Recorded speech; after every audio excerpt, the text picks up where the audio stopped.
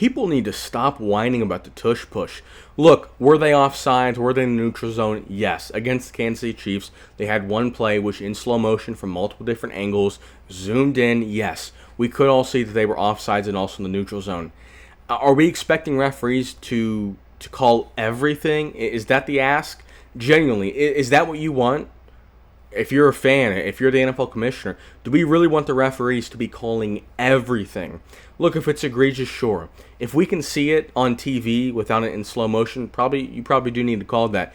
The fact that we have to have it zoomed in slow motion, and the offensive guards were 0.02 seconds early, it's like, yeah, they were offsides, no doubt, and they were also in the neutral zone. The referee's 30 yards away with a bunch of bodies in the way. It's not realistic to expect them to get that call, at least consistently. Now, with that aside, because, look, that play should have been called back. If I'm being honest, it should have been called back. But with that aside, most people are just complaining about the tush push in general. They're not complaining about that specific sequence. They're just saying the tush push, it's unfair, etc., etc.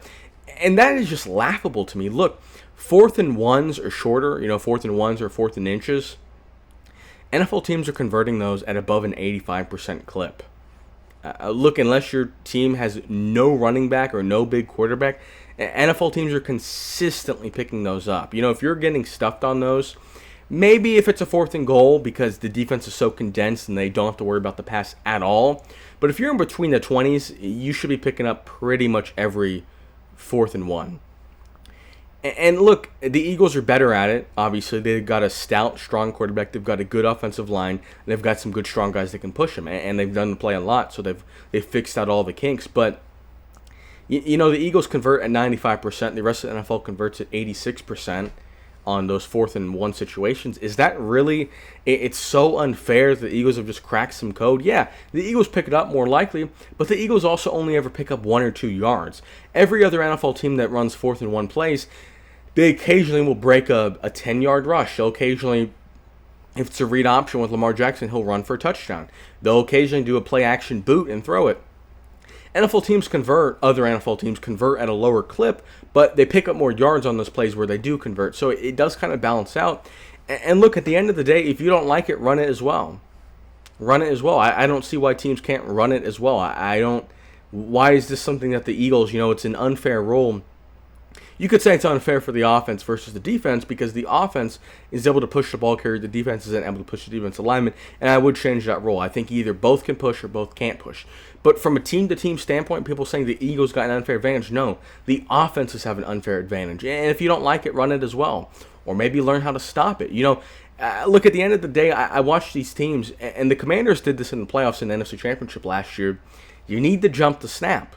That's kind of how it works on any 4th and 1 anyways. Most teams are going to run the ball with the quarterback, potentially with the running back, and you need to jump the snap because the offensive linemen, they know when they're going to go, and it's just basic physics. If we're the same size and I get to make contact with you first and I'm getting to lean into you, I'm going to get the push. So you got to jump it.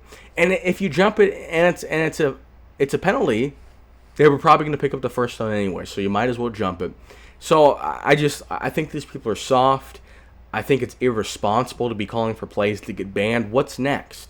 Because if we ban the Eagles from that, we're going to ban RPOs. Now, you might say that the reason we're banning tush pushes is because they're not entertaining to watch, and I do agree with that. From just a pure entertainment standpoint, I would ban the tush push if that was the only goal. But when people say this, they're not saying it from an entertainment standpoint. They're generally saying it from a fairness standpoint.